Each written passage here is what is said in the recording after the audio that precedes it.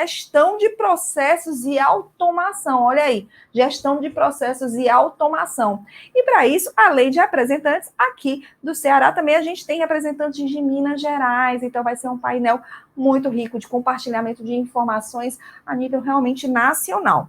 Para isso, a gente tem aqui presente, só para dar um alô aqui para todo mundo, né? Temos aqui, né, da Prefeitura de BH, Gabriela Martins e Jean Duarte, que inclusive eles vão talvez compartilhar. Não, já pronto, estão em duas telas, né? A Gabriela e o Jean, ótimo, maravilha, de BH. Olá, bom dia para vocês. Muito obrigada pela participação de todos vocês. Maravilha. Além deles, estamos com o Carlos Sérgio Mota, da P4 Pro. Carlos Sérgio, olá, tudo bem? Bom dia. Vamos lá. E estamos com o Maicon Taveiro, né, da Cefaz, aqui do Ceará. Olá, tudo bem, doutor Maicon? Bom dia, muito obrigada pela participação de vocês.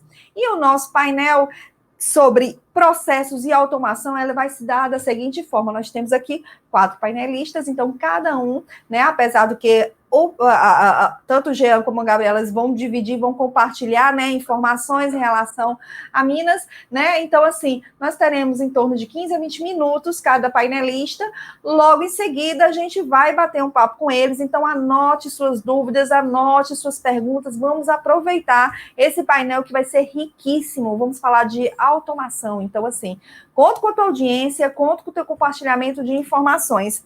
E já passo a palavra, né, para o palco digital. Uma pena que vocês não estão aqui presentes, mas, enfim, né, foi o que a gente realmente conseguiu realizar e está realizando realmente, graças a Deus, com sucesso, né, a doutora Gabriela e ao doutor Jean, tá, para que realmente vocês sejam os primeiros painelistas aqui e compartilhem aí informações para nós. Sejam todos bem-vindos. Bom dia. Posso compartilhar minha tela aqui, então, né?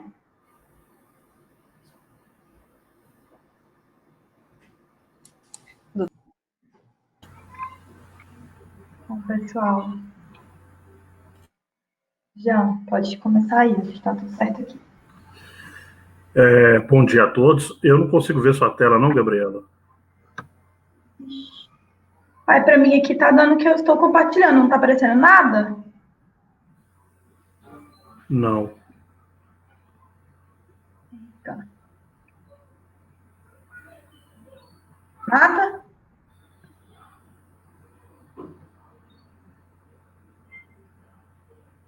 Agora está aparecendo. Foi sim. Bom dia a todos. Primeiramente, agradecer o convite por falar aqui para vocês na Semana do Prefeito. Eu considero que é uma oportunidade importante aí de poder compartilhar um pouco da nossa experiência com essa temática de gestão de processos, né, da rotina, a transformação digital, trazendo um pouco de alguns aspectos conceituais e práticos, principalmente, né, do porquê a gente tem que tratar isso com muito carinho na administração pública, né? Então, a nossa proposta aqui, num bate-bola meu e da Gabriela, é a gente justamente fazer esse apanhado do porquê esse tema é atual, por que faz sentido a gente tratar isso na administração pública contemporânea, né, que deve ser cada vez mais ágil, mais inovadora. Naturalmente, aí, felicitando já todos aqueles candidatos que foram eleitos, aqueles que participaram do pleito, a gente fica sempre uma pergunta, né, mas olha só, na campanha, né, quando eu estava conversando com cidadãos da minha cidade, né, ninguém pedia, não, eu quero uma prefeitura que faça gestão de processos, eu quero uma prefeitura digital. E esse não é o senso comum das pessoas, né? E aí, por que a gente está falando disso? Porque a Semana do Prefeito merece um painel com esse tema. Pode passar, Gabi? Porque, no final das contas, de fato, o que as pessoas buscam são resultados, né? As pessoas, elas querem a entrega no final das contas. Então, a pessoa quer ver uma rua pavimentada, ela quer ver uma lâmpada funcionando, ela quer ver algum processo burocrático da área tributária, de pagamento de impostos, de IPTU, né, de um licenciamento de um negócio, resolvido pelo poder público, né? Então, naturalmente, quando a gente está falando de expectativas da população, a gente está falando necessariamente de entregas que o cidadão consegue perceber efetivamente. A questão é, para que essas entregas aconteçam, né, a gente sabe que toda a máquina, a engrenagem pública, deve operar de forma harmônica para conseguir gerar esses resultados, naturalmente potencializando o uso dos recursos que tem disponíveis. Né, recursos que esses, sabidamente, a gente sabe que são escassos, né? Por questões de receita, por questões de recursos humanos, limites de endividamento, limites da LRF, né? Então, no final das contas, dado que a população tem anseios de ver os problemas urbanos, rurais, sociais, de educação, de saúde resolvidos, né, de colocar o seu negócio para funcionar, de gerar emprego, como que a administração pública consegue operar para fazer isso acontecer? Né? Então, nas disciplinas de administração e gestão, a gente tem a gestão por processos, né? Porque, no final das contas, esse recapeamento, viabilizar a manutenção da iluminação, um processo burocrático, isso é um conjunto de processos que vai viabilizar isso, né, Gabriela? E aí, nós tem aí o conceito de processo do Davenport, que ele vai dizer que é basicamente o seguinte, é uma ordenação específica das atividades de trabalho no tempo e no espaço, com um começo e um fim, inputs e outputs, né, entradas e saídas claramente identificados, uma estrutura para a ação. Né? Na verdade, aí é um conceito teórico, vocês vão perceber aí de quase 30 anos, né, e que a gente, na verdade, pode traduzir de forma mais simples. No final das contas, eu identificar quem é responsável por cada atividade, qual atividade depende uma da outra, quando essas atividades devem acontecer, aonde deve acontecer, como deve acontecer, de forma que eu saiba aonde começa, aonde termina, e o que é necessário para que essa atividade comece, e o que eu vou considerar como que aquela atividade está concluída. Então, naqueles exemplos que a gente tem, pode passar, Gabriel? Né, se eu estou falando de um recapeamento, né, um processo de pavimentação, eu sei que isso vai começar, seja com um plano municipal aí de manutenção, até passar pela contratação de uma licitação, contratação de uma empresa que vai operar esse serviço, até a execução desse serviço, até o fim dele.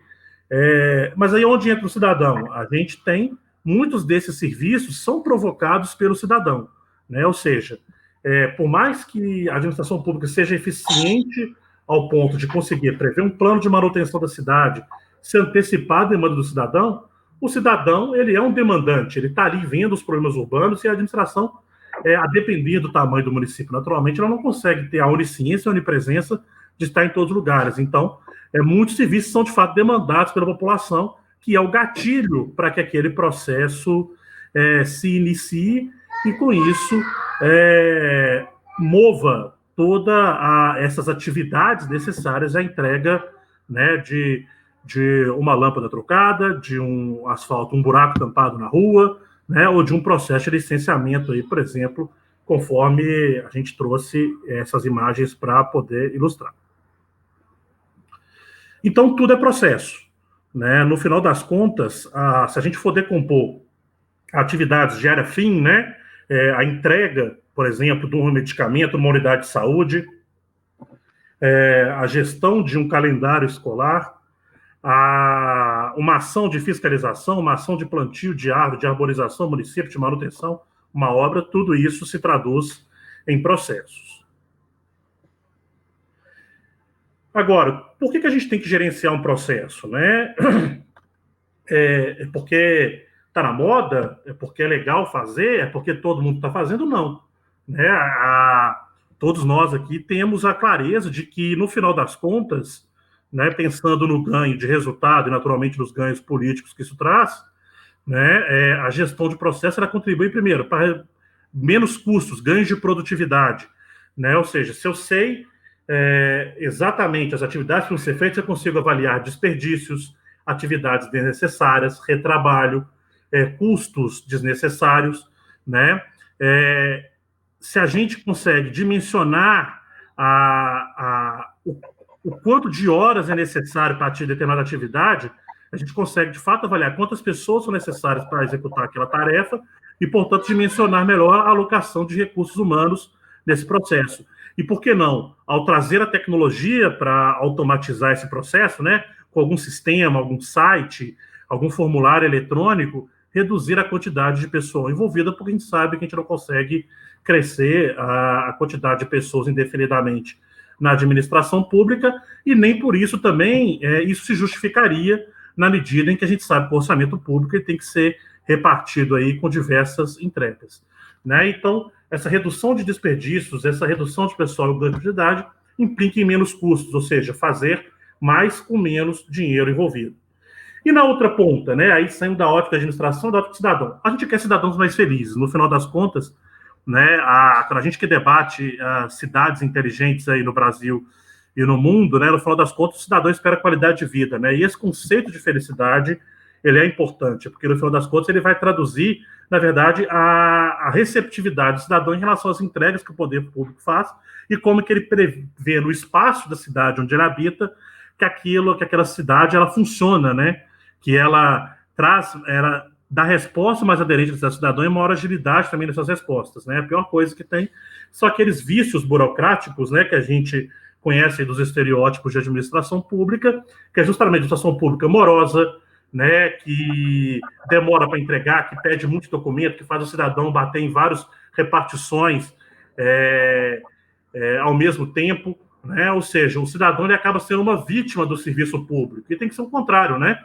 O desenho do serviço público, a orientação dos processos tem que ser pautado naquilo que é a expectativa do cidadão, que no final das contas tem que traduzir isso nessa engrenagem de secretarias, diretorias, gerências de unidades organizacionais, de requisitos normativos e legais em resultados para a população. Bom, e aí por onde a gente começa, né? Primeiro é preciso conhecer os processos. E aí, naturalmente, não tenho a pretensão de que tudo se resolverá no dia 1 do mandato, né? Mas é importante começar. Aí a Gabriela vai trazer para vocês um pouco de como que é a nossa jornada aqui no município de Belo Horizonte para a gente lidar com aquilo que é mais sensível e que gera mais impacto para o cidadão. Bom dia novamente. Então, quando a gente fala, né, de gestão de processos, eu acho que também isso reflete um pouco na nossa experiência aqui da PBH. A gente tem um escritório, né, e a gente identifica de 3 frentes muito claras, assim. Uma frente de gestão da rotina, uma frente de simplificação e transformação de processos e uma frente de transformação digital. Então, pensando até quase que numa escadinha, né, de complexidade, de maturidade, a gente nasce na gestão da rotina e a gente desemboca na transformação digital, que dentro desses 3 níveis seria aqueles que exigem um maior grau de complexidade e de maturidade. A gestão da rotina de processos é muito importante, acho que principalmente para quem não gerencia processo hoje, né, para prefeituras que hoje não têm esse tipo de político, esse tipo de procedimento interno. E hoje a gente tem algumas frentes de gestão da rotina de processos, acho que isso dialoga com o dia a dia de quase todo mundo, né? Às vezes pode até parecer que gestão de processos é algo um pouco distante da nossa realidade, mas no fundo a gente está falando de padronizar formulário, padronizar processos, de monitorar desempenho de alguns processos, e de priorizar alguns processos críticos, que são os processos que a gente vai ficar de olho para poder conduzir, eventualmente, as frentes de desburocratização, transformação, acompanhar o desempenho mais de perto. Então, quando a gente fala de padronização de formulários, basicamente, né, a gente ainda tem muitos processos que tramitam em meio físico. Então, o que a gente faz é receber a demanda dos órgãos e colocar dentro de um padrão da prefeitura. Isso é importante para quem está executando esse processo internamente, porque, né, formulários tramitam por diversas áreas, então a gente passa a ter um padrão, e é muito importante para o cidadão, porque toda vez que o cidadão tiver contato com a prefeitura, ele sabe que ele vai preencher um formulário padronizado, com campos que são sempre os mesmos, né? Então, isso também tem um impacto externo.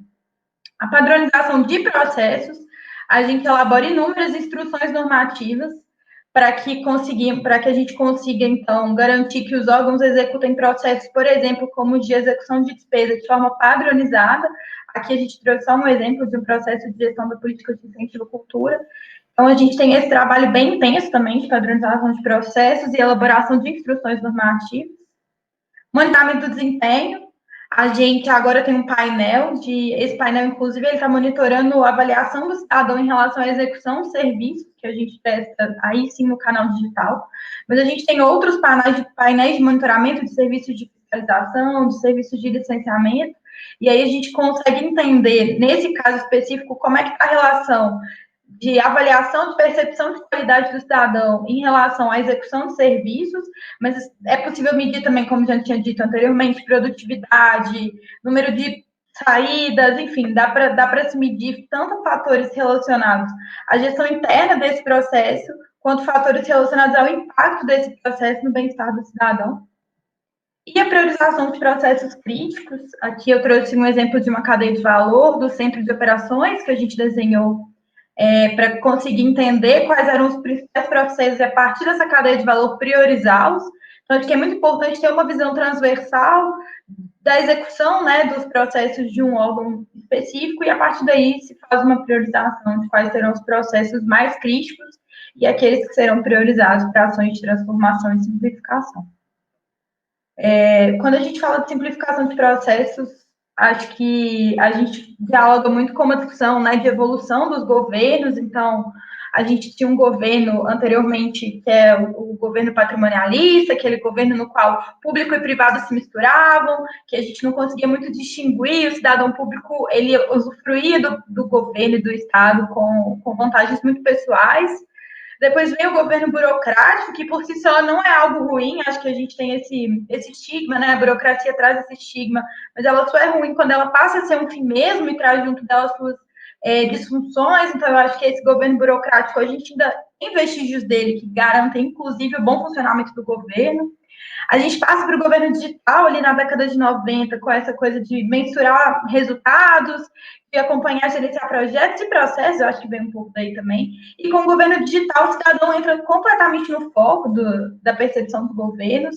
O cidadão, ele quer serviços mais ágeis, ele quer serviços simplificados, ele quer precisar o mínimo possível de conversar com a prefeitura, ele quer resolver o problema dele o mais fácil possível. Então, dentro dessa lógica de evolução dos governos, emerge muito latente uma necessidade da gente olhar para os nossos processos e a gente entender como que a gente vai tirar as molas burocráticas, né? Como que a gente vai tirar esses empecilhos que impedem e dificultam o relacionamento do cidadão com a gente. Então, pensando nessa trajetória, junto dessa discussão de governo digital, vem muito forte uma necessidade de simplificar e desburocratizar processos. E aí, como é que a gente faz isso, né? Qual que é o passo a passo da simplificação de um processo? É muito importante, depois de priorizados, né, como eu disse anteriormente, acho que a gestão da rotina ela é muito importante porque ela que vai pautar a simplificação e a desburocratização. Então, lá atrás, a gente olhou para qual processo era crítico, a gente usa fatores tanto de complexidade quanto de impacto. Então, naturalmente, pode-se pensar em critérios de processos mais simples e processos de mais alto impacto para que eles sejam priorizados. E o primeiro passo é emergir, é conversar. Acho que, na verdade, esse é o primeiro e mais relevante passo, porque é a partir do entendimento do problema que a gente vai conseguir traçar uma boa estratégia de desburocratização e simplificação. E aí, conversar com executores interessados também é muito importante. Acho que a gente tem que olhar mais para fora do que para dentro. Como eu disse também nessa linha do tempo, né, o cidadão vira o foco, nosso objetivo é simplificar a relação com ele. Então, nada mais importante do que entender qual é o problema do cidadão e sair um pouco desse lugar de achar que a gente sabe qual é a solução dos problemas públicos. Então, assim, conversar com o cidadão, entender o que o incomoda naquele processo, exercer empatia. Então, exercer o papel de um cidadão na solicitação de um serviço, conversar também com executores, obviamente, são eles que estão no dia a dia na lida de um processo, e entender qual que é o problema, entender assim, quais estão sendo as dores daquelas pessoas em relação à execução daquele processo. E aí a gente passa por uma nova rodada de priorização, né? Então, dadas essas dores, entendidas quais são as dores que eu vou atacar primeiro? E aí, de novo, a gente usa muito impacto e complexidade. Então, o que tem mais alto impacto e menor complexidade para que seja priorizado? E aí a gente faz uma priorização, então, assim, priorizado o processo, entendido o problema, entendido como resolver o problema, a gente prioriza dentro de como resolver o problema, quais dessas ações a gente vai implementar primeiro. E aí a gente vem na simplificação, que é basicamente eliminar exigências desproporcionais e atividades sem necessidade. A gente valida isso com os órgãos executores, isso é absolutamente importante. Na verdade, assim, os executores e o órgão eles são peça-chave em toda essa condução, porque para que um processo simplificado ele tenha legitimidade mediante os executores, é muito importante que essas pessoas participem desse processo, opinem nesse processo e validem esse processo. Depois vem justamente um desdobramento disso, que é a gestão da mudança, que é treinar os interessados, formalizar o novo fluxo. Então, como eu também trouxe a instrução normativa e o formulário, muitas vezes a gente revisita a gestão da rotina, então a gente elabora uma nova IN, atualizando a IN antiga, a instrução normativa, a gente elabora um novo formulário, a gente divulga as mudanças, tanto interna quanto externamente, e a gente estabiliza, que é monitorar o desempenho desse processo após as alterações, para a gente entender, melhorou? Se não melhorou, por que não melhorou? E aí, agora que melhorou, para aonde a gente quer chegar de novo? Eu acho que são basicamente esses 6 os passos da simplificação de serviços, principalmente mediante o que a gente tem adotado aqui na prefeitura. Só um exemplo, que às vezes fica parecendo assim, conversa com o cidadão, que é uma coisa super distante, super complexa. Não é uma coisa super complexa. É claro que tem que ser algo estruturado, mas ano passado a gente lançou esse ano um portal de serviços novo, e a gente fez várias jornadas com cidadãos e usuários no final do ano passado, para poder escutá-los e utilizar a experiência, a percepção deles no desenho desse novo portal, para simplificar a sua experiência. E, assim, cartinhas elaboradas em papel, que simulavam algumas das ações que esses caras iam precisar exercer para poder usar o nosso portal. Convidamos as pessoas, em alguns casos, fizemos uma rodada específica para empreendedores, mas em outros 2 casos a gente foi para uma regional, a gente foi para a nossa central de atendimento presencial. Então, nada muito complexo, nada muito elaborado. E a gente já conseguiu aprender e entender muito como que a gente conseguia, pelo menos num primeiro momento, ter um portal que atendesse minimamente a algumas das expectativas desses cidadãos. Então, assim, acho que dá para perceber que não é algo muito complexo, tem 1 milhão de formas de interagir com o cidadão, de conhecer o que ele acha da nossa relação com ele e de usar a sua experiência para poder melhorar as nossas ações. Aí, Jean, pode seguir. Bom, aí a gente vem, então, para a etapa de transformação digital. Né? A gente está falando de automação, né? Isso dialoga com essa expressão transformação digital. E aí a gente tem que entender o que é e o que não é transformação digital. Né? Transformação digital não é só falar assim, eu tenho um aplicativo. Aí eu tenho um aplicativo, eu tenho um portal, portanto eu fiz a transformação digital do município. Eu acho que se for por aí, talvez a gente esteja fadado ao fracasso, porque, primeiramente, a transformação digital ela passa por uma mudança na cultura, na forma de encarar a prestação de serviço, de forma que ele seja passível de ser ofertado no meio digital. Né? E aí a questão é justamente por onde começar isso, porque se começa pensando que a transformação digital é ter um aplicativo legal que o cidadão vai reportar os problemas, pode ser que isso por si só não gere toda essa agregação de valor que a Gabriela trouxe. Por quê? No final das contas, captar as demandas por um aplicativo pode parecer moderno, legal. A questão é, o que eu faço com essas demandas? Né? Elas vão cair aonde? Os atores responsáveis por tratar aquela demanda estão devidamente preparados e conhecem o processo para que não gere uma frustração do cidadão? Por quê? Captar demandas da população é muito fácil. Né? Você pode abrir uma caixa de e-mail, você pode criar um aplicativo, né? E por aí vai. A questão é, como que eu trato isso?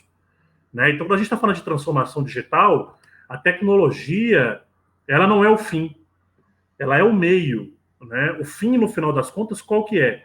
É justamente gerar mais valor, ampliar a capacidade de resposta à população, reduzir custos por meio do emprego de tecnologias que vão tornar os processos internos e a entrega do serviço mais ágeis, mais eficientes para a população. Né? E isso dialoga com diversas dimensões. Dialoga com a dimensão da redução de custos internos da administração pública, como nós já falamos na gestão de processos, mas dialoga também com a perspectiva de redução de custos de transação da população. Né? Ou seja, é mais barato a população resolver um problema de casa ou do seu próprio trabalho do que se deslocar com vários documentos impressos a uma unidade da administração pública para resolver um problema. Isso economiza tempo, economiza custo de deslocamento, dentre outros aspectos. Pode passar, Gabi. Então, quando a gente está falando de transformação digital, a gente está falando também de uma mudança cultural, de mentalidade da forma de encarar os processos e os serviços públicos. Né? Então, onde que a gente sai do modelo tradicional, em que eu aguardo o cidadão me demandar, para um modelo em que no governo digital, a partir do momento que eu tenho os dados da demanda do cidadão, aonde elas ocorrem, qual a natureza dessas demandas, as respostas que são dadas, é possível trabalhar com essa massa de dados para aplicar uma inteligência nela e trabalhar de forma mais preventiva, me antecipando às necessidades do cidadão. Ou seja, na hora que a gente pensa no estado da arte do governo digital de uma cidade inteligente, a gente pensa em uma cidade que consegue trabalhar com tecnologias e dados para se antecipar aos problemas e não necessariamente aguardar o cidadão reclamar. Claro, a gente tem muitos dispositivos e recursos que podem ser usados para isso. Por exemplo, eu posso estar falando de um sensor de monitoramento de enchentes que me antecipa quando o rio vai subir e eu consigo me antecipar e tomar alguma medida de bloquear uma determinada via, etc. É possível verificar, por exemplo, determinadas demandas de tapa-buraco numa localidade, que a frequência tem aumentado, e verificar se naquela localidade tem uma prestação de serviço mal feita pela empresa contratada. Eu posso verificar, por exemplo, que às vezes o problema ele é um problema subterrâneo ali de águas pluviais ou de esgoto que está passando e está fazendo o asfalto ceder. Ou seja, usar o conjunto de dados de processo de prestação de serviço para ser mais preditivo e dar resposta mais eficiente. O desenho desses serviços, né, em vez de ele ser voltado à expectativa de administração pública, voltado à necessidade do cidadão. E aí, um ponto importante, né, que parece ser trivial isso, mas não é. Muitas vezes os servidores públicos, eles formatam o serviço de um jeito que vai dar menos trabalho para eles. E aqui na Prefeitura de Belo Horizonte a gente tem uma máxima: pode dar mais trabalho para mim, Jean, secretário, pode dar mais trabalho para Gabriela, para qualquer servidor, desde que fique mais fácil para o cidadão. É justamente inverter essa lógica, porque a burocracia ela acaba moldando as coisas de jeito a gerar o menor esforço para ela, e isso não é saudável para ninguém. Além disso, a implementação, né, pensando no mandato de 4 anos, é ilusão a gente pensar que a gente vai conseguir mapear todos os processos da administração pública, fazer o desenho mais perfeito, conversar com todo mundo, para ver como que eu vou implementar isso, viabilizar um sistema, às vezes, licitar, para fazer a transformação digital de 100% da prefeitura. Isso não funciona, né? Então, a lógica é, aonde a gente está? Vamos dar um passo de cada vez, mas ir colocando as coisas para funcionar e fazendo melhorias incrementais, para já ir gerando mudanças e percepções de valor gradativa e as pessoas se habituando que isso será um ciclo contínuo de evolução e de melhoria. A governança desses serviços, né? O dono do serviço responsável por todas as etapas versus o dono do serviço, uma área central de relacionamento articuladas. O que é isso? É importante que a prefeitura tenha uma área, uma secretaria, uma diretoria, alguma assessoria que seja a guardiã desse modelo e que articule com as diversas secretarias de obras, de saúde, etc., para garantir que esse modelo funcione em harmonia, né? A premissa não só de economicidade e eficiência, mas também da satisfação do usuário, né? E a saída daquele modelo presencial, telefônico, para o modelo que é presencial, telefônico ou digital, pensando aí nos canais de internet, portais e aplicativos, naturalmente, que são importantes, ainda que isso por si só não resolva o problema se todo esse modelo não estiver enquadrado nessas perspectivas que estão nesse slide. Pode passar, Gabi. Bom, então, justamente a transformação digital visa fazer a transição de um cenário tradicional de solicitação de serviços, né, que é basicamente o cidadão ir até uma secretaria fisicamente, protocolar documentos, isso são enviados no malote para algum órgão responsável, distribuído internamente nas áreas. Se precisar de ajuste, volta para o cidadão buscar documentos, apresentar novamente.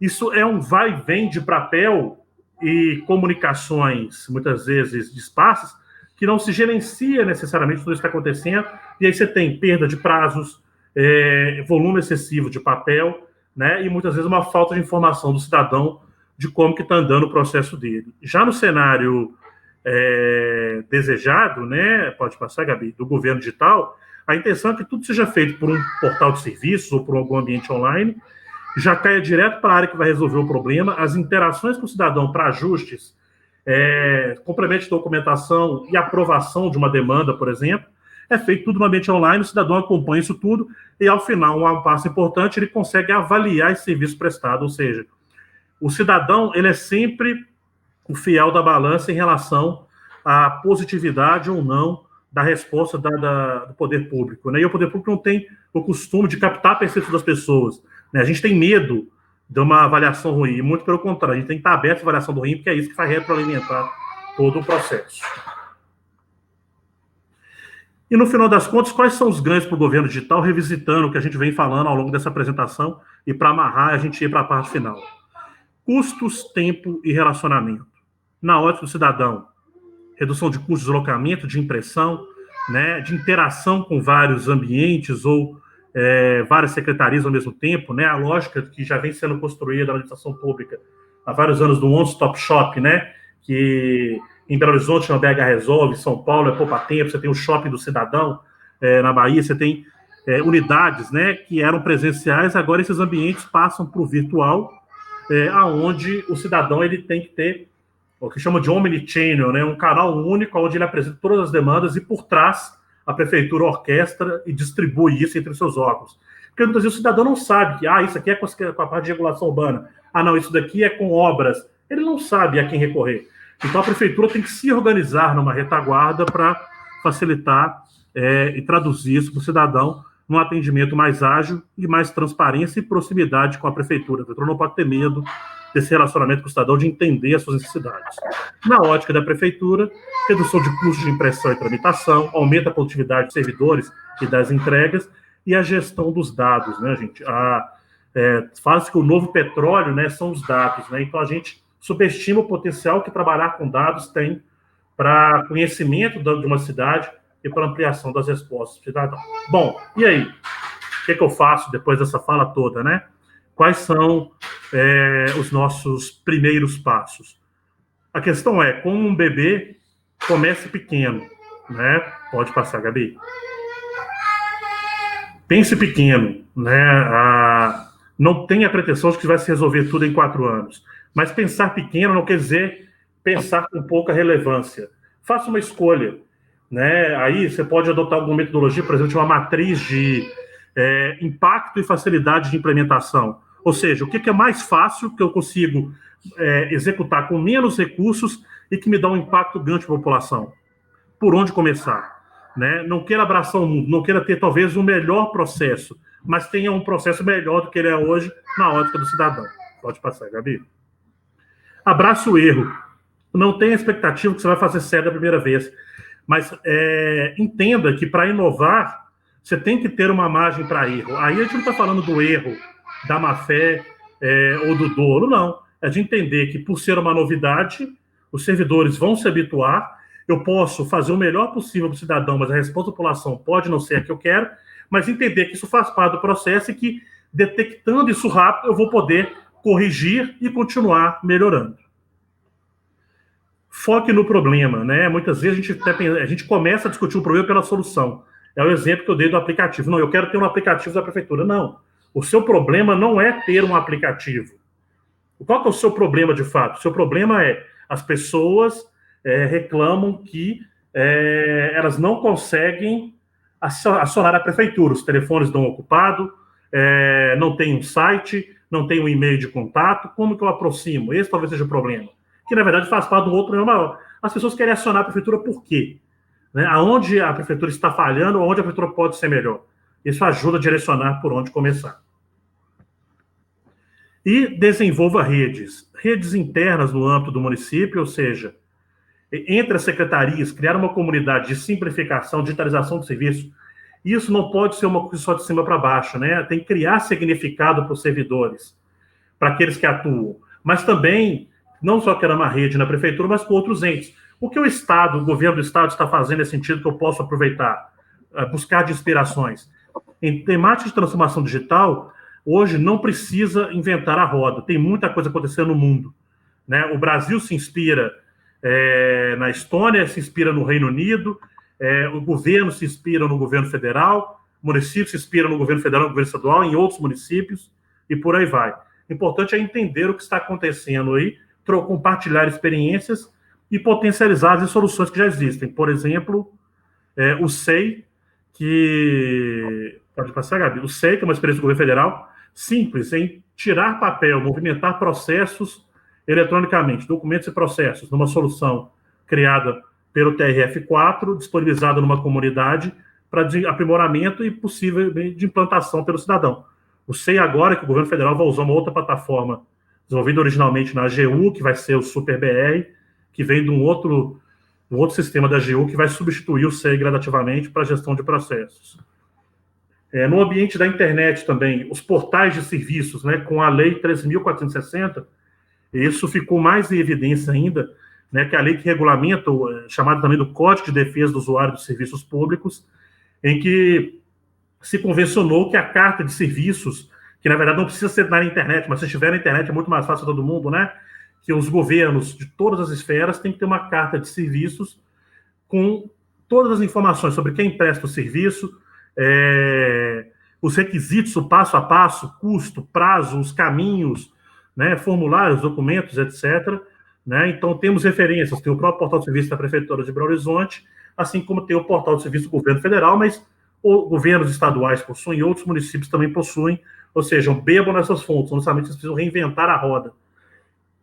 Não necessariamente precisam começar pelas tecnologias mais sofisticadas. A questão é começar, ter clareza do impacto, das minhas possibilidades, mas fazer esse movimento, que ele é um caminho sem volta para uma população cada vez mais exigente, conectada, e por uma democracia que vem se amadurecendo e exigindo cada vez um relacionamento mais próximo do cidadão, e no final das contas o céu é o limite e o potencial de ampliar a satisfação da população é muito grande. Obrigado, Gabi. Você quer deixar alguma mensagem final? Não, acho que só agradecer mesmo. Desejar bom dia a todos.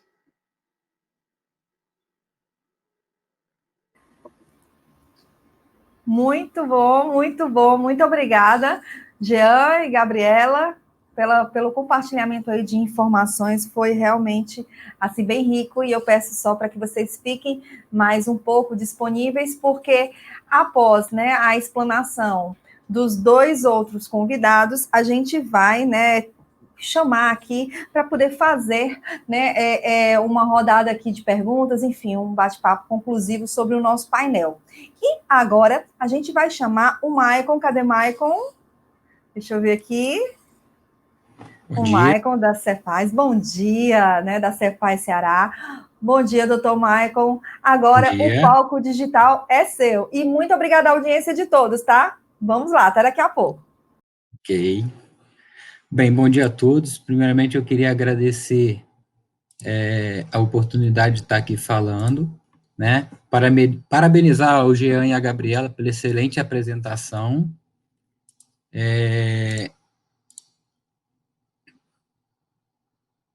Eu precisei, não sei se vocês estão vendo minha tela, vamos lá.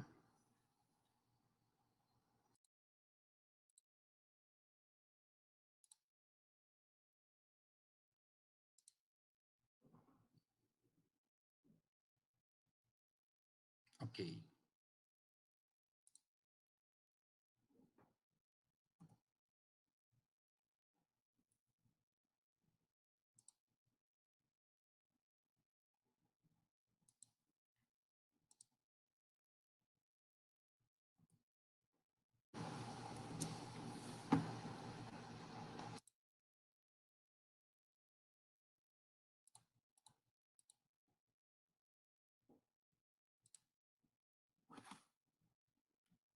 Vocês estão conseguindo verificar minha tela? Só um minuto, pessoal.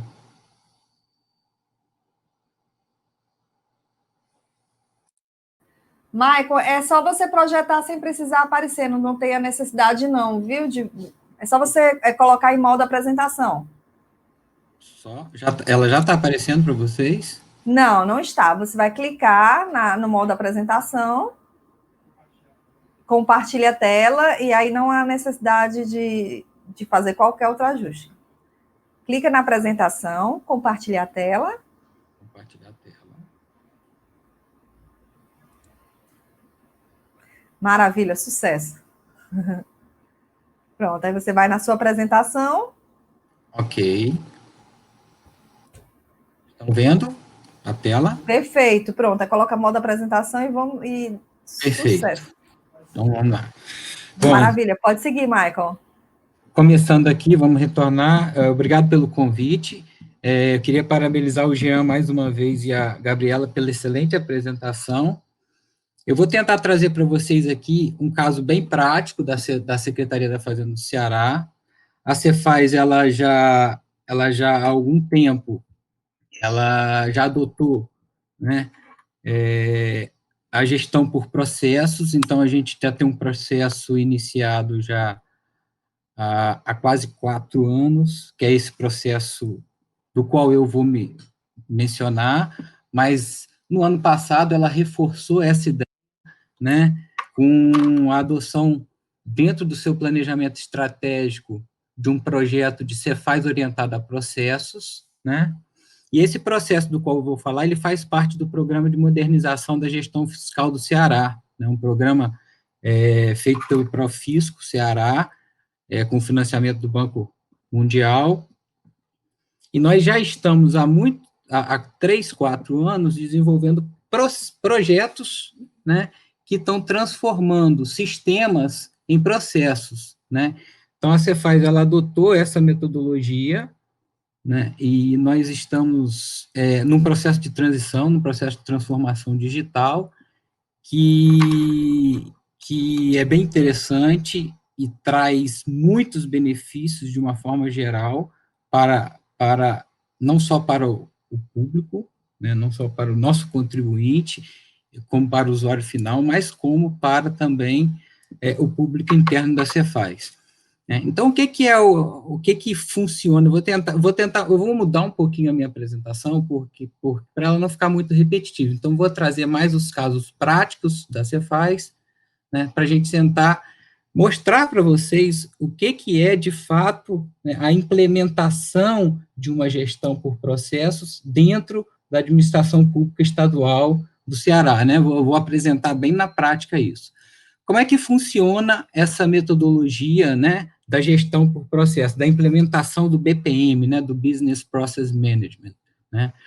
Quando a gente identifica, né, o primeiro momento, né, que você tem, o primeiro contato que você tem com a metodologia, você vai estabelecer aquilo que nós chamamos de as is, né, é o como é.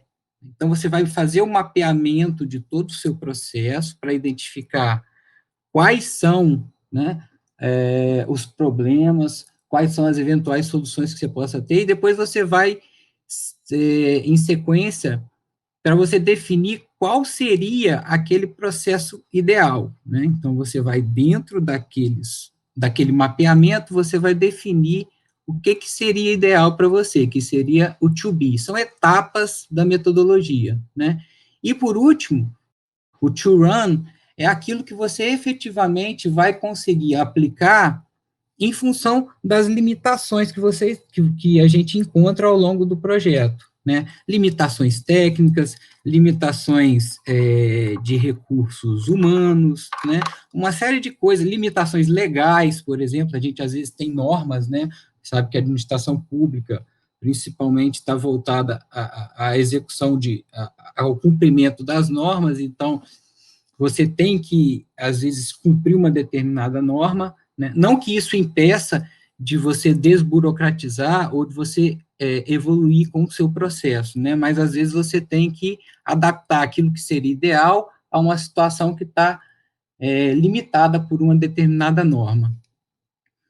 E como é que funciona, né? Que tipo de ferramenta é essa que a gente utiliza para poder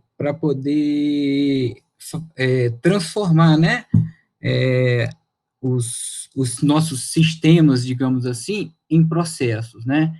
A gente, na Cefaz, a gente nosso sistema é o Visage, né? A nossa ferramenta de gestão de processos é a Visage, de Business Agility. E como é que ele funciona? Ele funciona como um orquestrador de sistemas. Imagina que você tem vários sistemas, diversos sistemas, cada um com uma telinha diferente, né? Com uma interface diferente com o usuário final, né? E o que o processo ele vai fazer? O que a gestão de processo vai fazer? Ele vai trabalhar, ligar todos esses sistemas, né? Por meio de uma interface única, né? E esses sistemas alimentarão o processo, né, de forma que você vai ter uma padronização e uma sistematização de todos os sistemas, mas com uma única visão do usuário final, né?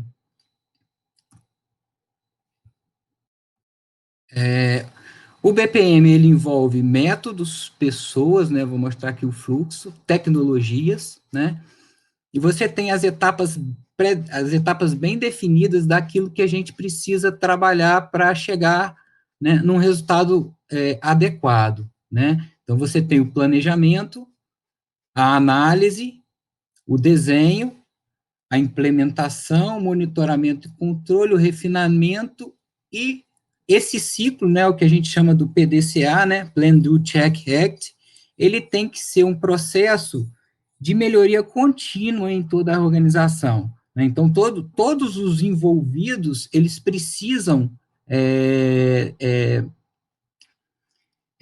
estar integrados, eles precisam conhecer, né, do processo, e esse talvez seja uma das maiores dificuldades que a gente tem na gestão pública, né, porque você está lidando com pessoas e você precisa ter uma mudança de cultura, né, o pessoal gosta muito de falar, então o mindset, o modelo mental das pessoas precisa mudar, né.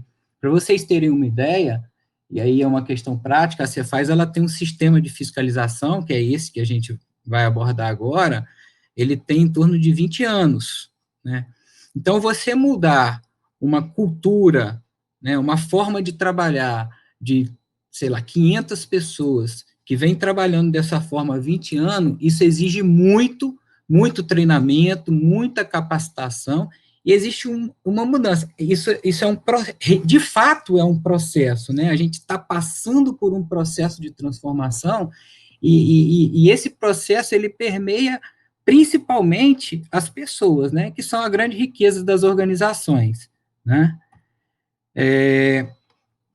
Para vocês terem uma ideia, quando o Jean falou aqui que a gente tem que pensar pequeno, né, quando a gente pensa, quando a gente começou a trabalhar os processos na Cefaz, a gente começou com um projeto muito grande, né, era um projeto de governança corporativa que ia automatizar. E quando a gente começou, de fato, a fazer o mapeamento, a gente começou a identificar que nós teríamos N processos, e não só 2 ou 3, e vários subprocessos dentro de cada processo desse, né?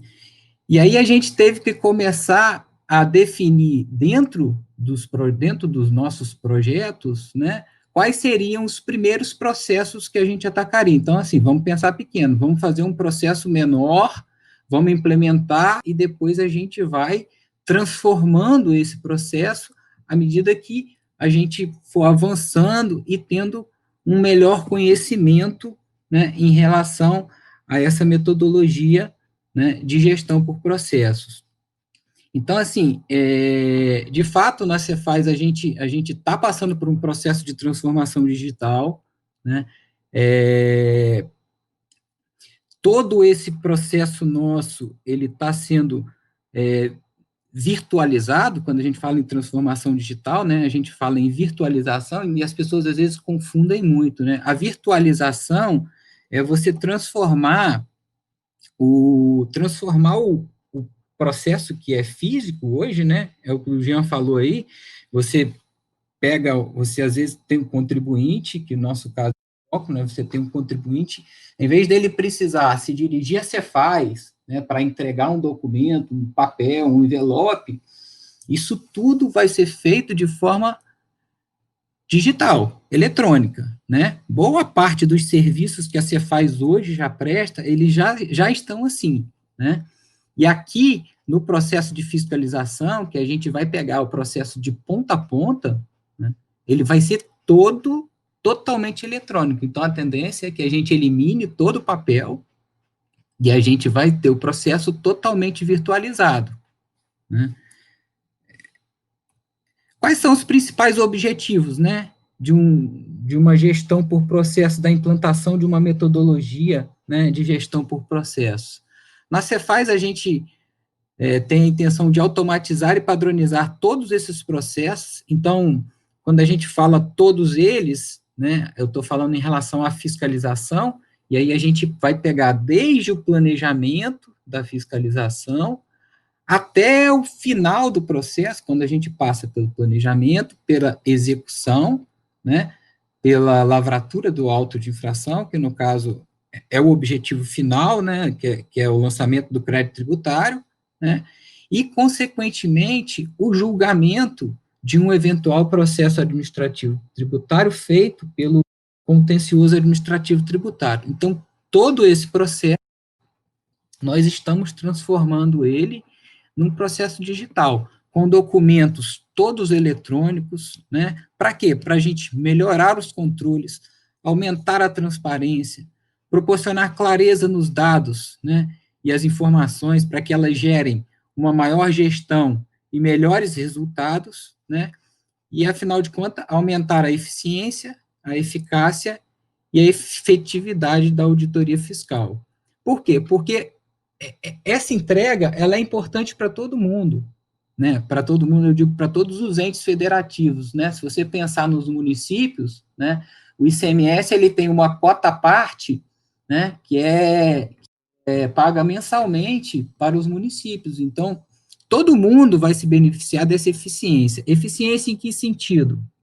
No sentido que a gente precisa entregar mais com menos recursos, né? A Cefaz, ela, de um tempo para cá, ela teve uma redução de quase 40% no seu efetivo, né, de servidores.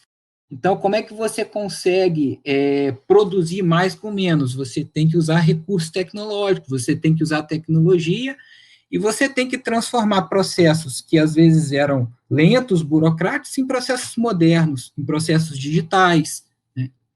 E isso traz esse ganho de eficiência. A eficácia no sentido que você pode entregar mais, né? Conseguir um resultado de fato melhor, fazer um levantamento melhor, apurar um imposto melhor, né? Na medida que o auditor, ele consegue, com menos tempo, né, gerar um resultado maior. Por quê? Porque ele vai deixar de se preocupar com coisas que hoje ele precisa se preocupar. Como assim, Maicon? Por exemplo, você pega uma situação em que o auditor hoje precisa ficar vigiando prazos, ele precisa, às vezes, contar prazos de forma manual, né? Já no processo, o processo tem a facilidade de controlar e de alertar para todas essas situações envolvendo os prazos, né? E isso faz com que o auditor tenha tempo para fazer outras coisas que são mais importantes para a atividade dele, para a atividade do Estado, né?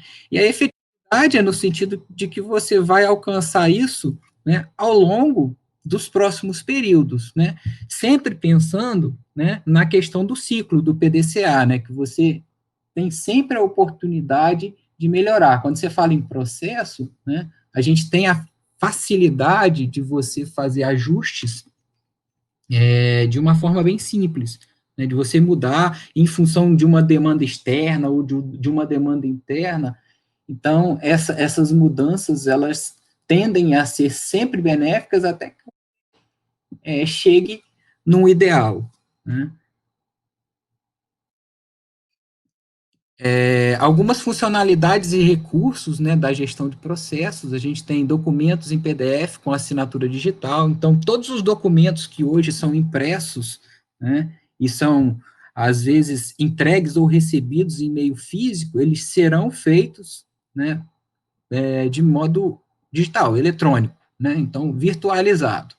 Controle de tempos e prazos automatizados, você tem a facilidade de integração com outros sistemas via serviços, né, e aí você manda e recebe informações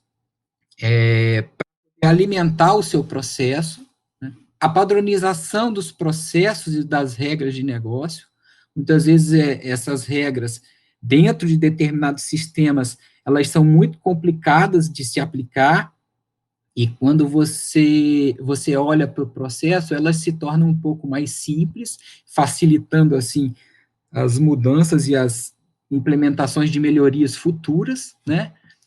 O registro de todas as informações dentro da própria ferramenta de gestão por processos, que hoje nós muitas vezes temos que fazer esse controle à parte, né? Isso tudo vai estar registrado e vai estar bem controlado dentro da própria ferramenta. E uma maior participação de todos os usuários nos processos, né? Quando a gente diz uma maior participação de todos os usuários, são todos mesmo, pessoal. Desde a pessoa que está na ponta do processo até o mais alto gestor, né? Essa mudança é uma mudança cultural, né? Então, a instituição, no caso os municípios que têm interesse em implantar ou que, né, estão estudando a possibilidade de implantar uma gestão por processo, né, o próprio prefeito, os próprios secretários, eles têm que ter essa visão. Por quê? Porque as decisões deles impactam fortemente naquilo que a gente vai oferecer, né, no caso aqui da Cefaz para o contribuinte, e no caso das prefeituras, que a gente vai oferecer para o cidadão, né, como usuário final dos serviços, né? Então, é fundamental essa mudança de cultura, né? E aí a gente volta para aquela questão que provavelmente é um painel que vai haver aí durante a semana do prefeito, que é a gestão de pessoas, né?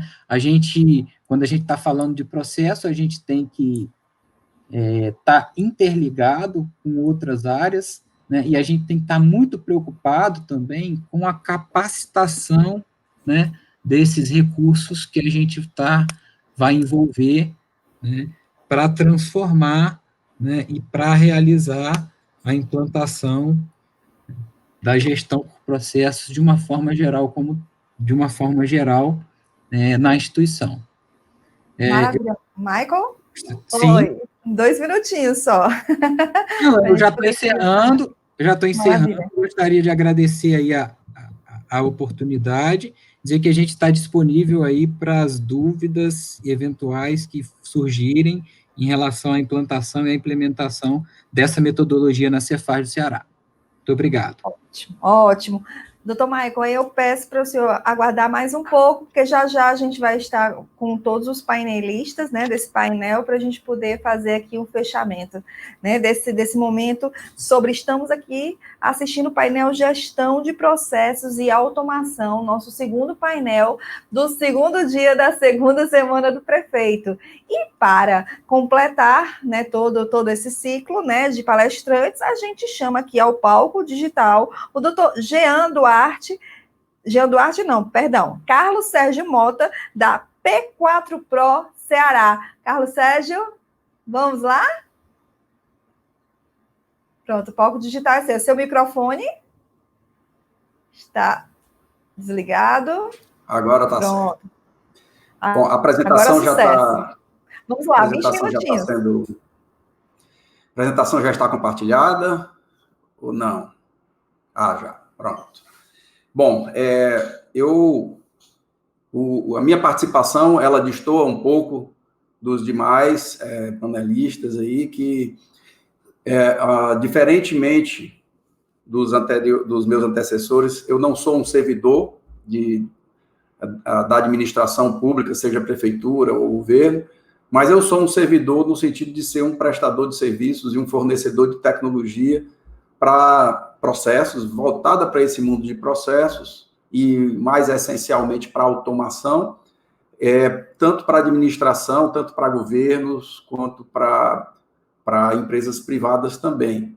E aí o meu foco vai ser um pouco diferente, porque, assim, dentro do painel que aborda também essa questão de automação, eu sou um defensor ardoroso desse tema.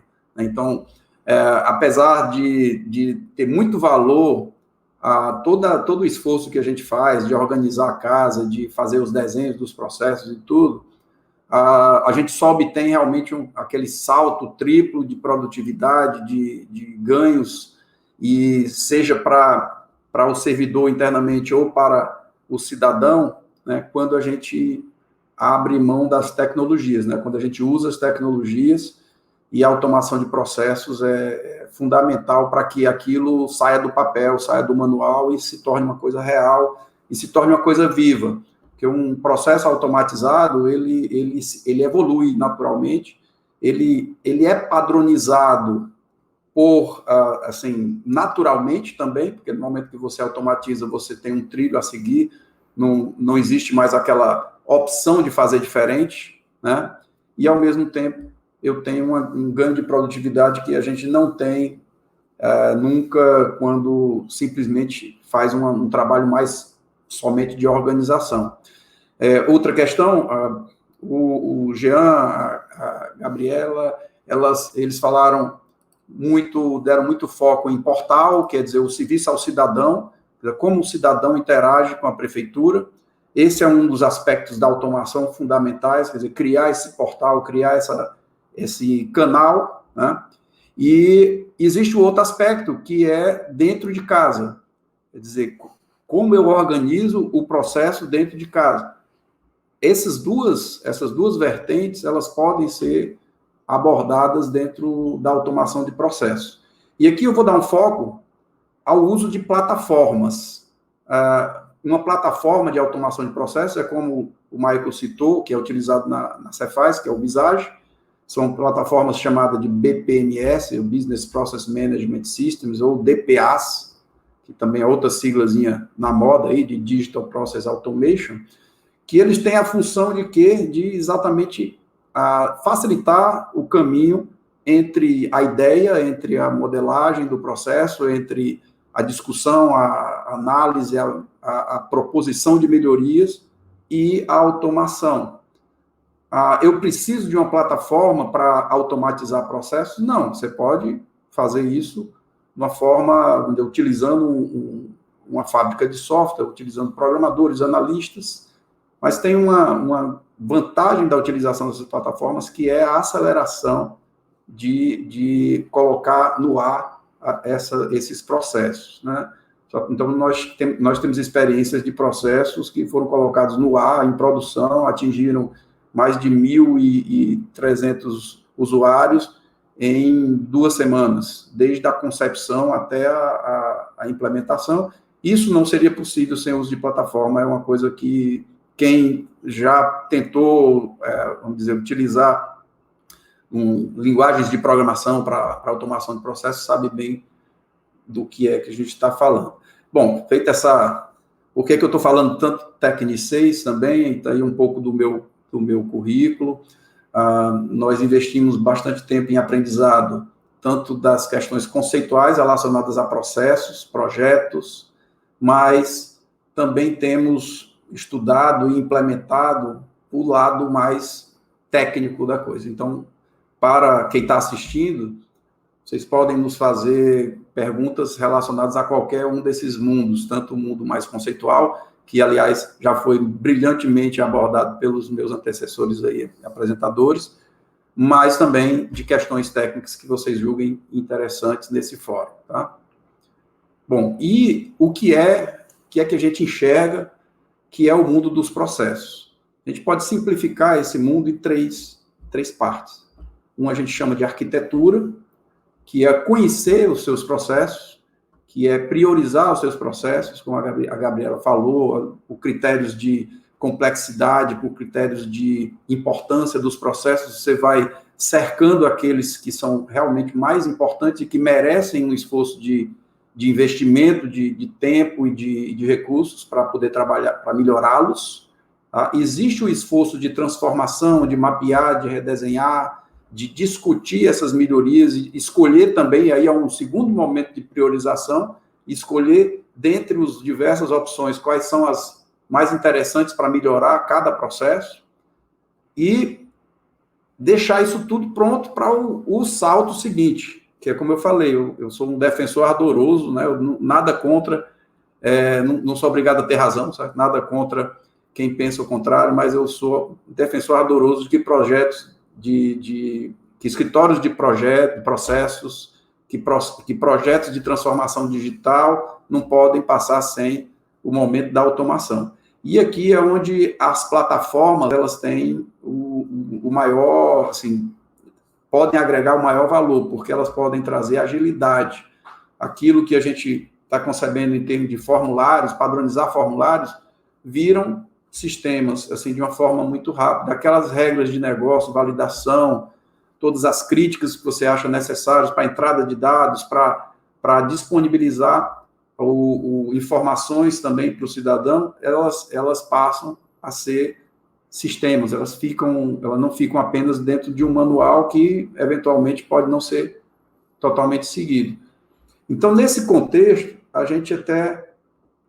como é que a gente entende? E aí, para os prefeitos reeleitos ou para os novos prefeitos, eles devem encontrar um cenário parecido com isso, que nas organizações, qualquer uma encontra cenários como esse, onde eu tenho múltiplos tipos de perfis, múltiplos tipos de usuários, inclusive o perfil cidadão, o perfil contribuinte, no caso da Cefaz, e eu tenho uma miríade de sistemas e de componentes tecnológicos que fazem parte da minha arquitetura de tecnologia dentro da organização. Como é que isso se processa tradicionalmente? E aí vocês não vão encontrar, provavelmente, nada muito diferente disso.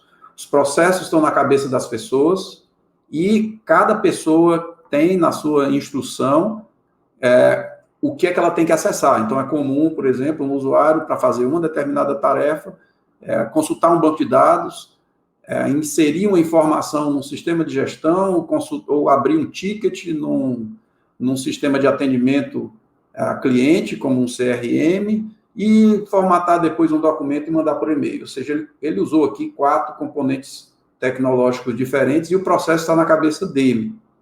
E, logicamente, também ele vai ter um tempo de obter, copiar, colar, digitar, ou seja, vai ter uma replicação de esforços aqui para poder lidar com esses vários componentes tecnológicos. O que é que uma plataforma de automação ela faz? Ela pega o teu processo, você desenhou, e ela, a partir de formulários eletrônicos, ou seja, você fornece uma interface nessa plataforma, a partir de recursos de automação de envios de e-mail, de geração de documentos.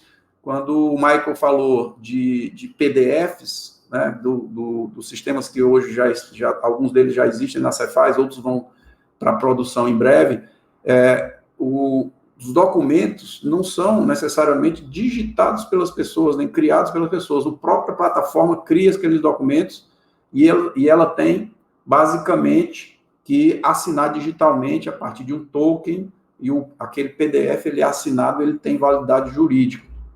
Então, isso, a plataforma nos auxilia. Mas, mais do que isso, ela auxilia também na conexão com esses diversos componentes.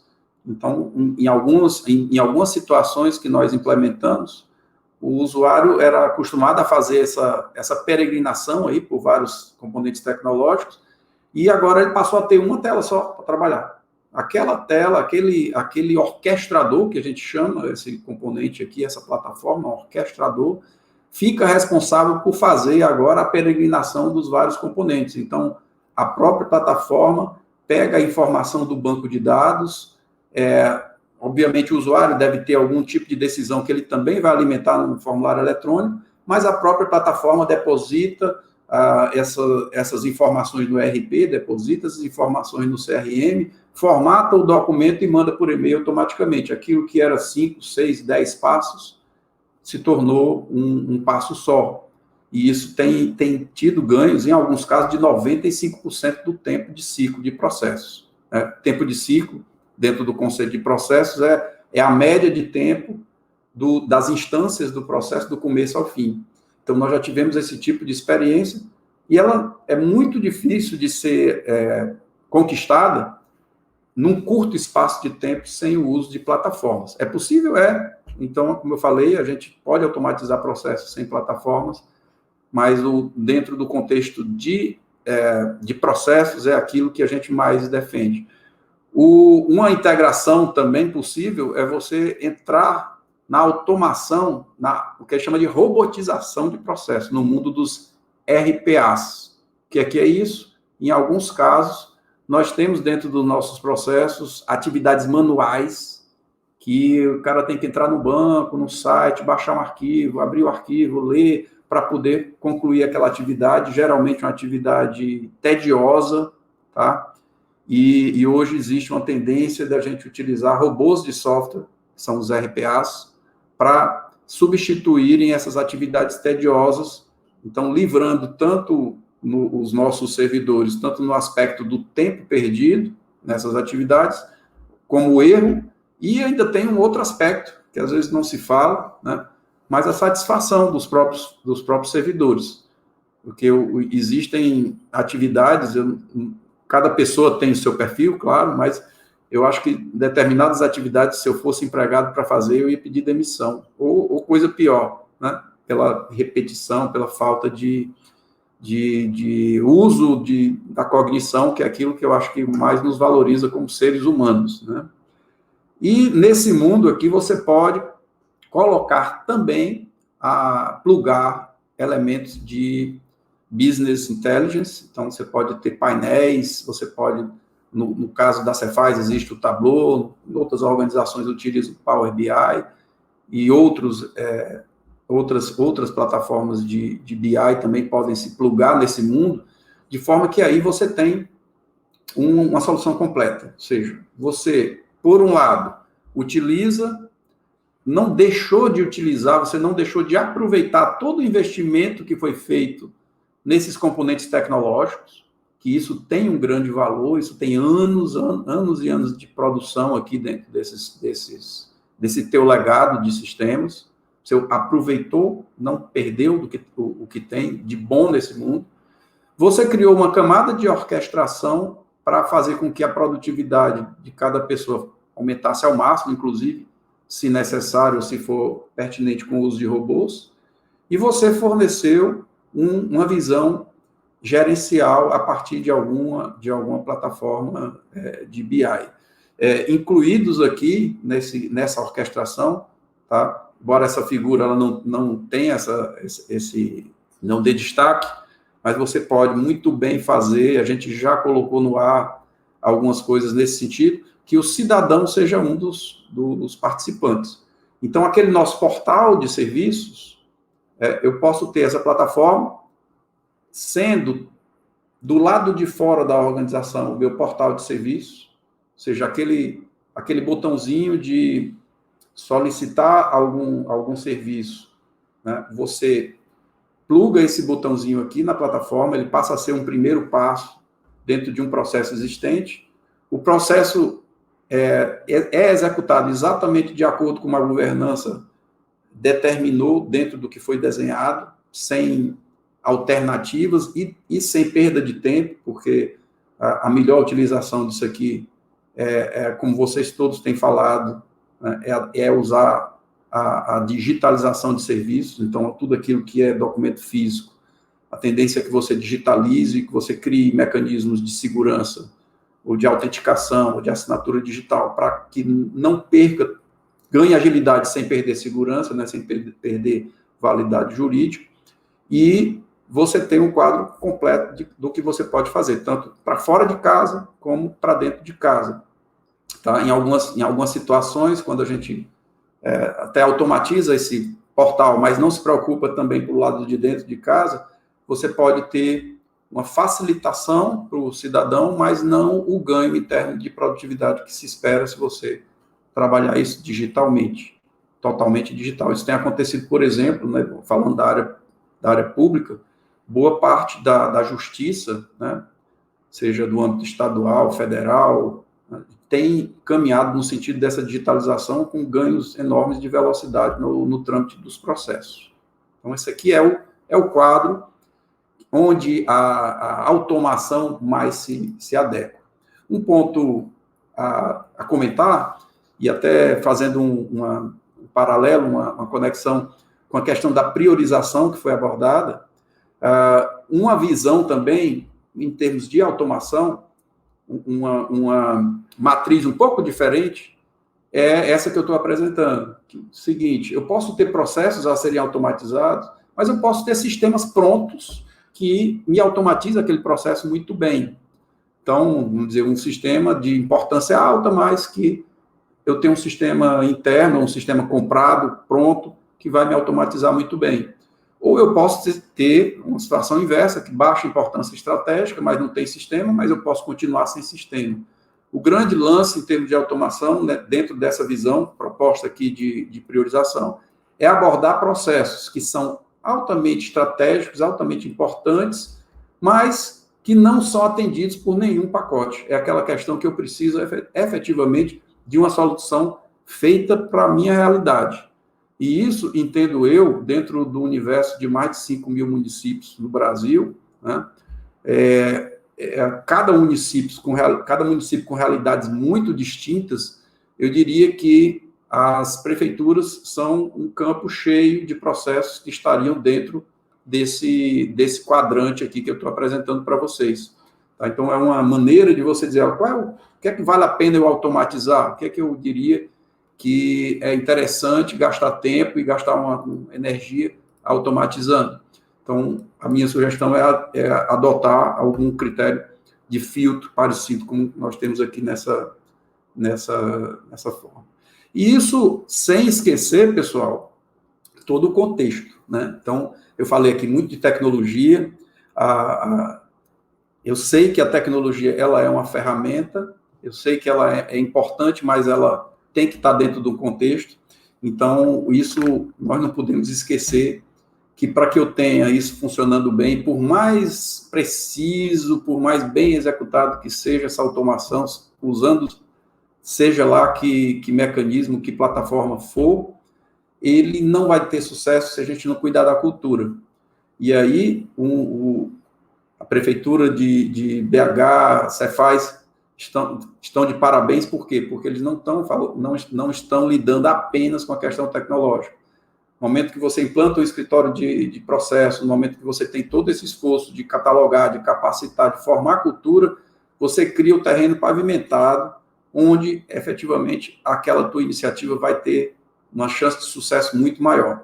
E, para isso, aí a gente, falando apenas dos pontos mais importantes nessa formação de cultura, você pode trabalhar capacitações, formação de conceitos, né? Criar o conhecimento de conceitos dentro das equipes, é um ponto importante.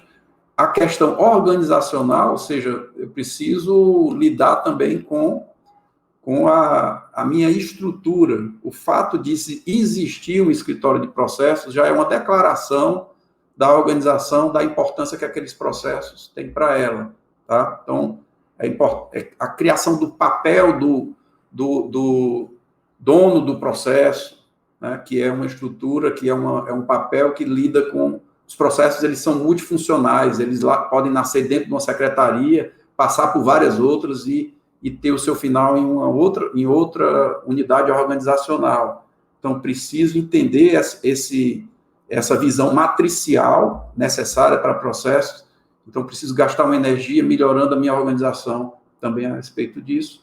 E o outro aspecto, que se traduz muitas vezes em gestão de indicadores, tá? É você ter uma governança para isso, é você ter pessoas ou ter a própria organização formando a imagem do que é que está acontecendo dos processos. E aí essa governança vai retroalimentar esse ciclo, ele vai fazer com que os mesmos processos já melhorados entrem num ciclo verdadeiro de melhoria contínua, e aí você usa essa priorização e esse reinvestimento, e esse crescimento, ele acontece de forma sustentável ao longo do tempo. Bom, isso é o que eu tinha mais a apresentar. Acredito que o meu tempo já está também no final, e aí eu me coloco à disposição, juntamente com os demais, para responder as perguntas.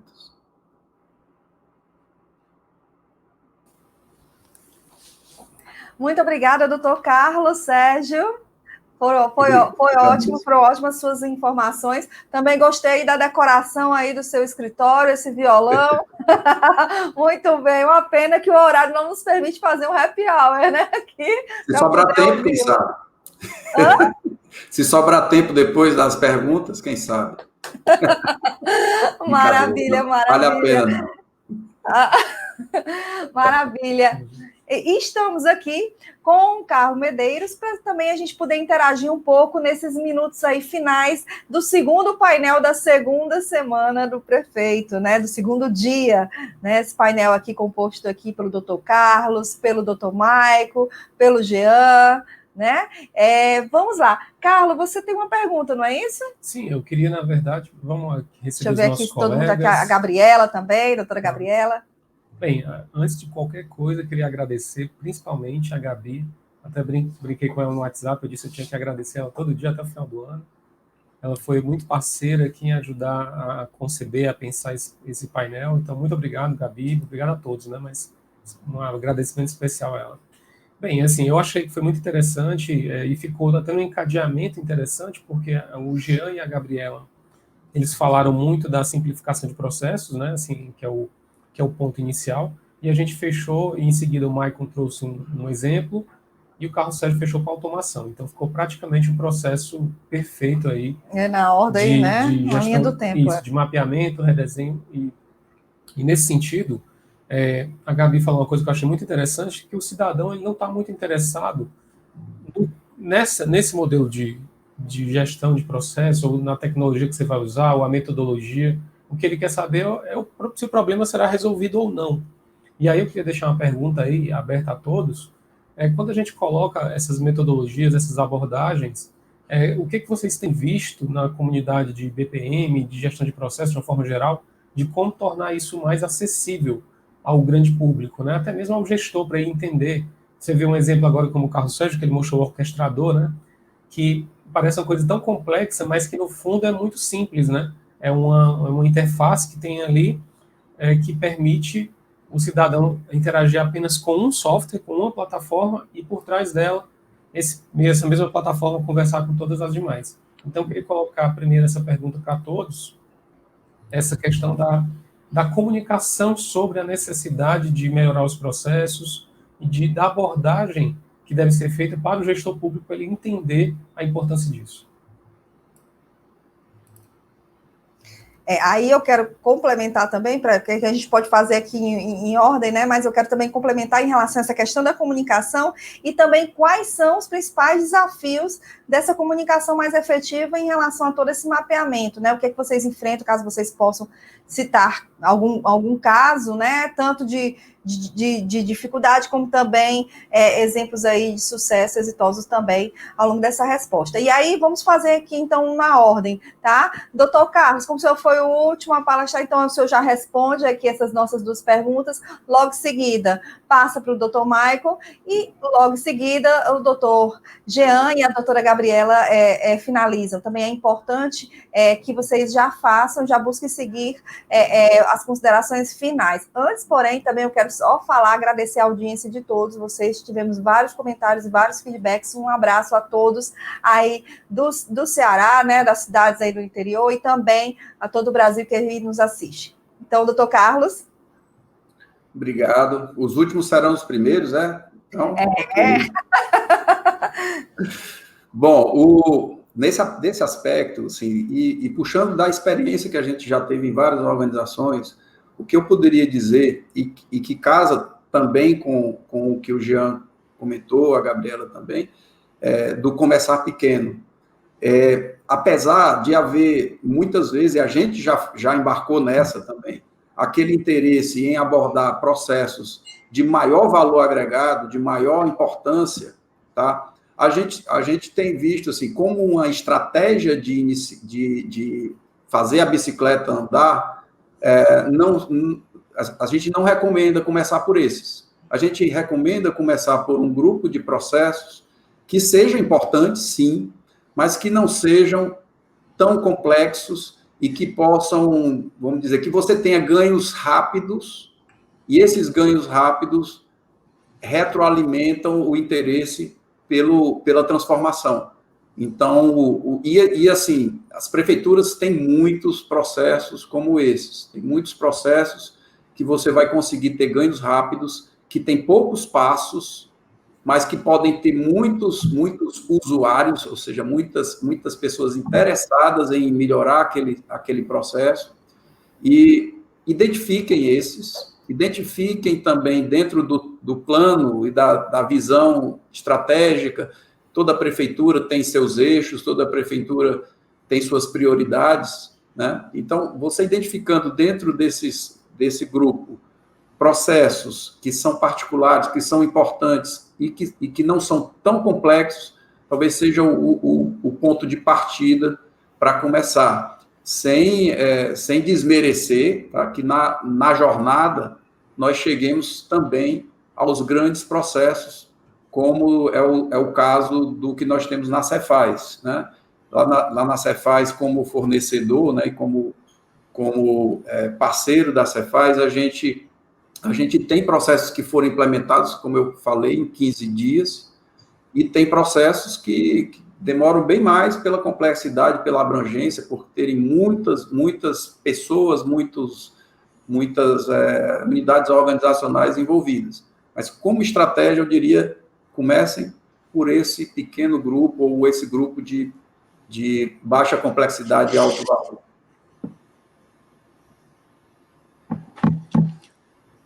Ok, eu gostaria já, pegando o gancho aí do Carlos, já que é a minha vez, né, de corroborar com o que ele está dizendo. Nós passamos por um processo um pouco complicado no início, até em função de alguns erros estratégicos de planejamento, né, e por conta disso a gente teve que fazer uma revisão, né, do projeto, para que a gente pudesse, de fato, implementar processos menores, né, num curto espaço de tempo, para que a gente pudesse pegar esse processo core, que é o processo da Cefaz, de fiscalização, e quebrando ele para que a gente pudesse ter resultados num espaço de tempo menor, né?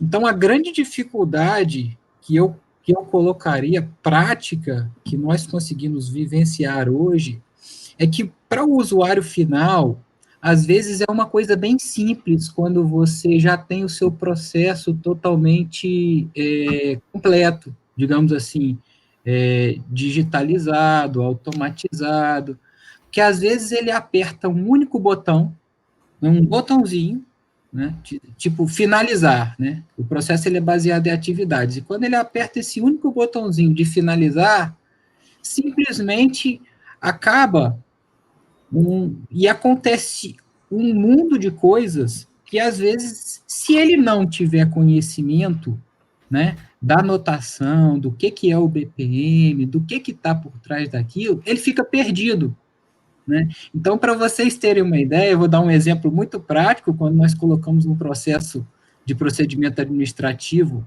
Fazer as fotos também para poder usar nas redes sociais, entendeu? Faz um favor, tu pode ver o preço da... Pode continuar. Quando nós tivemos a implantação do primeiro processo na Cefaz, um dos auditores, né, ele entrou em contato comigo, né, que ele apertou um botãozinho e falou assim, mas e agora? Eu quero imprimir. Eu falei, não, mas você não precisa imprimir. Não, mas eu quero imprimir. Eu falei, não, mas você não precisa imprimir mais, porque esse arquivo ele já foi assinado digitalmente e ele já foi encaminhado para quem ele precisa, né? Então, o sistema ele faz uma série de coisas automatizadas que antes eram feitas pelo próprio usuário, né? Aquele negócio está na cabeça do usuário e a gente precisa mudar a cultura para que ele entenda que vai sobrar tempo para ele fazer mais coisas. Eu acho que essa é uma grande dificuldade que a gente tem que vencer, e essa barreira ela é interna, né? Ela está dentro de nós. Mas com muito treinamento, com muita capacitação, é possível todo mundo conseguir atingir excelentes resultados com a automação dos processos. Jean e doutora Gabriela? Bom, eu acho que tem um ponto importante, né, que na hora que a gente pensa assim, o Jean acredita nisso, o Mike acredita nisso, a Gabriela acredita nisso, o Carlos acredita nisso, né, mas como que a gente chega em quem não acredita nisso, ou quem nunca viu falar disso, ou sabe que isso existe, né, porque a gente vai ter vários perfis. Eu tenho o perfil do desconhecido, que é a pessoa que nunca viu, mas está aberta para novidade, tem a curiosidade. Eu tenho o perfil do resistente, não, aqui sempre foi assim, né? E aí esse talvez seja o mais difícil, é o que não enxerga que é um problema, né? Ou seja, você tem que explicar para ele que é um problema. E daí, eu acho que as primeiras abordagens, de fato, né, aí acho que todos nós temos que nos policiar, inclusive, da linguagem que a gente vai utilizar.